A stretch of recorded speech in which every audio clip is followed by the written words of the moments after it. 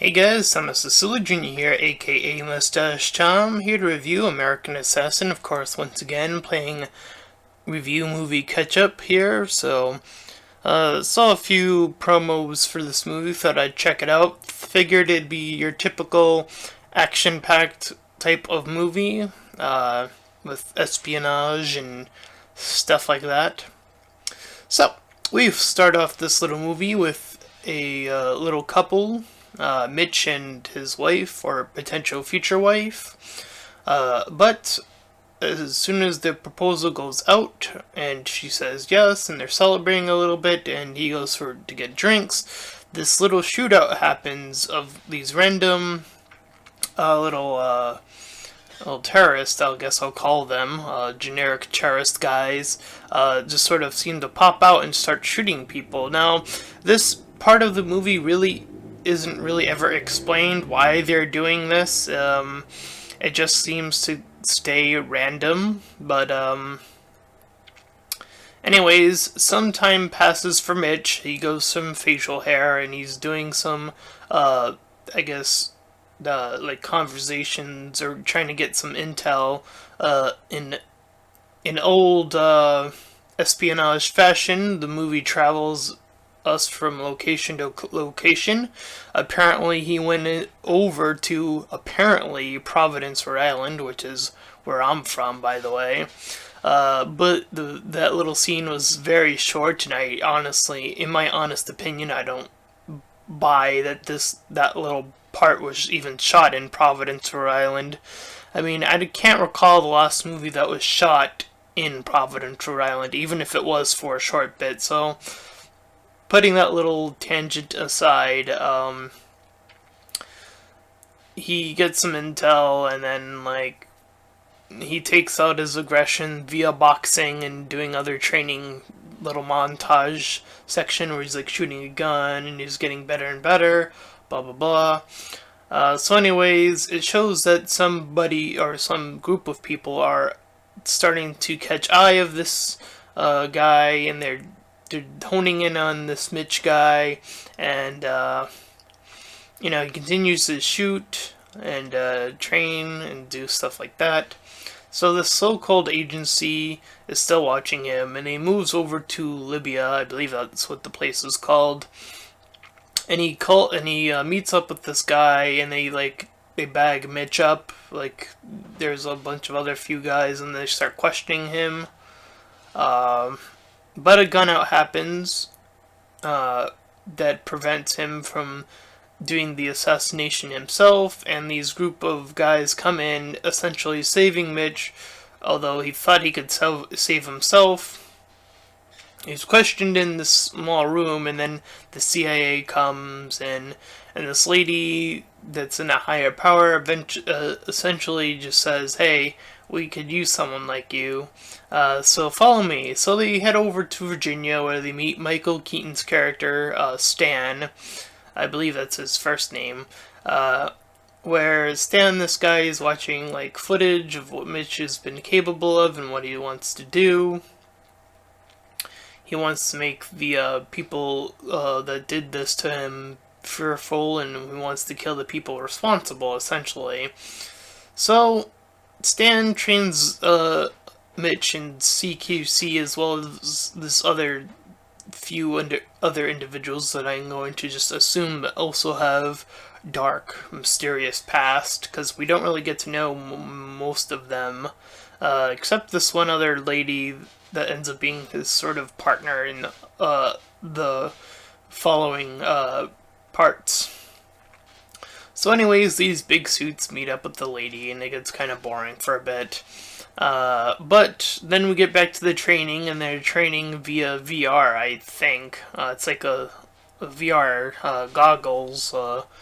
So they're all training in this VR. They all get shocked because the thing that's making them the targets that they're supposed to go after aren't the ones that are trying to shoot them, and they're shooting back, and then they get pissed. But except for Mitch, who's still trying to shoot the guy that was responsible, because Stan puts that into the program. But he keeps doing it despite all the shock. He keeps shooting anyways. So anyways, after that happens, there's this little van deal that goes down, and I think it was either Mitch or this guy we see later on called Ghost that was a part of this. I think it was Mitch, or maybe it was Ghost. I don't know. They look the main one of the main issues is that they look kind of similar, and this isn't the first movie where I've seen this kind of thing happen. So, unfortunately, the villain of the movie looks kind of like the protagonist, and it makes things really confusing. So, anyways, this Ghost guy or whatever which one it was gets a part of this bad deal in this van. So, anyways, there's a little bit more training that happens, and then there's this mission diversion that happens where this lady was like, oh, she was the real target, and she got caught by Mitch, and then Stan does this whole emotional speech that, like, don't let your emotions take over you. So we cut to this other part where, like, Mitch leaves his post, and Stan grabs this guy and forces the other guys to move. So now they're doing some sort of plan. They catch onto the lead that Mitch told them about, and essentially follow them. So they follow this guy, and then Mitch gets stuck in the car for a little bit, and then they end up, like, in this house. So he battles a few guys in this house when they arrive or whatever, and then, like, he starts killing some guys that were, like, in on it or whatever.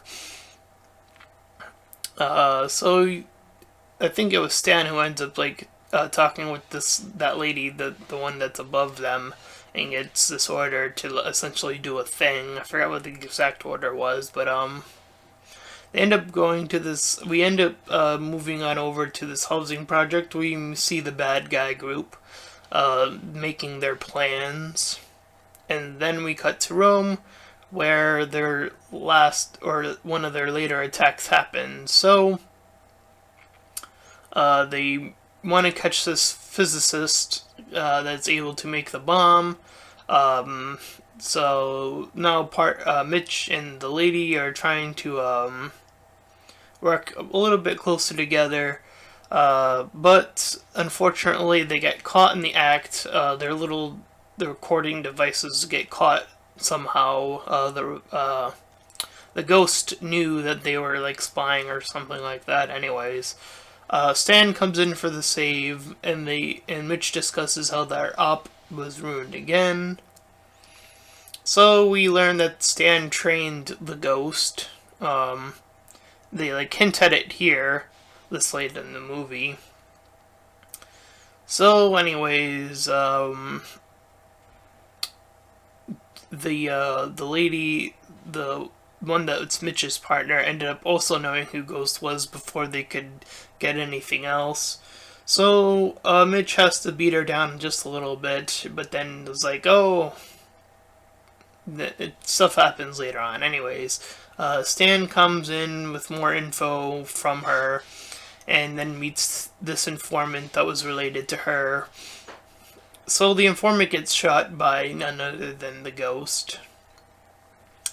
So the lady, the one on top of them, their leader, ends up, like, wanting Mitch to leave because they got the rest of the situation supposedly covered, but then he ends up leaving to essentially solve the problem. So he rescues his lady partner, the other one, the one that sort of, I guess, kind of betrayed them, but not really. But anyways, Stan meets the ghost, known as Ronnie, the guy he trained, and Ronnie ends up being this guy who couldn't follow orders, and it's just like the protagonist, because the protagonist up until this point didn't follow orders, and he did his own thing.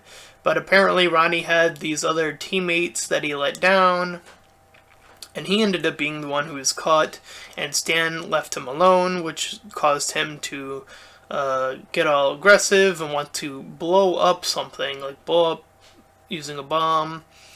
So Mitch ends up stealing a car. Stan gets tortured a bit by the ghost, or Ronnie. Uh, so the ghost ends up killing all these other DL guys that were like sort of within that vicinity that him and Stan were in. So the lady, Mitch's partner, that being, I don't remember any of the females' names, I'm sorry, but I'll just call her Mitch's partner. She ends up like shooting one of them, which causes a commotion for the rest. And then Mitch is able to work his way further inside using a car. He drives in. And then the leader sends in this chopper because of the explosion and gets the location. Mitch saves Stan, and Stan is able to shoot some other guy. So anyways, Mitch works his way further in, only to see that the ghost has captured his female partner. The female partner ends up grabbing the gun and shooting herself in order to not be a prisoner anymore. Mitch continues to give chase on this boat that he had, that the ghost had set up, which had the bomb on it. He speeds up the boat to go towards this like fleet ship. So they do their little whole final battle, which is typical of these kind of movies, and then the ghost is like taunting Mitch over the girl, because I guess the ghost was a part of that original attack, even though none of that was even properly set up, by the way. It just so happens, so he happened to know about it. Like I said, very confusing. But the ghost has Mitch down pinned with the knife thing, ready to stab him, and then Mitch is able to turn the tables and do the real stab, which Stan showed off in the CQC training earlier in the movie. So at least there is at least one follow through in this entire movie that explains something happening. And then Mitch is finally able to take an order, which helps the bomb go off in such a way where it's underwater and it's just far enough where it goes off, and then it does cause some damage, but it doesn't seem to cause any losses of life. So anyways, we see the remains of what happens after, which is Mitch ends up like in, I believe it was like the location Dubai. The lady, the leader, meets with Stan for this report, and then Mitch seems to get in the elevator to get ready for something, and then that is the end of the movie. And for an action movie, it's okay. There are a few plot holes here and there, like how the ghost was involved in that attack never really seemed to pop out of nowhere. A few things like that. Everything else was pretty by the books as far as these movies are concerned. So I'd give the movie a 5 out of 10. It was okay. Quite a few things, obviously for me were kind of forgettable. The females, unfortunately, were a little bit lackluster in this movie. I mean, I don't remember any of the names, so that should be telling, if anything. And the other issue I brought up, how the protagonist and antagonist look so much alike. I don't like when movies do that. I mean, I understand them being similar as far as what they've been through, but having them look alike, it just kind of makes things very confusing. As far as the flow of the movie and trying to figure out, okay, wait, which one is doing what now? So, I wish that these type of movies wouldn't do that as much. At least make the antagonist look a little bit more different or distinguished enough from the hero of the movie. That'd be nice. So, that's it for American Assassin. It's okay. So, that's my review, and if you enjoyed it, then please feel free to like, comment, and subscribe. And until next time, everyone, bye!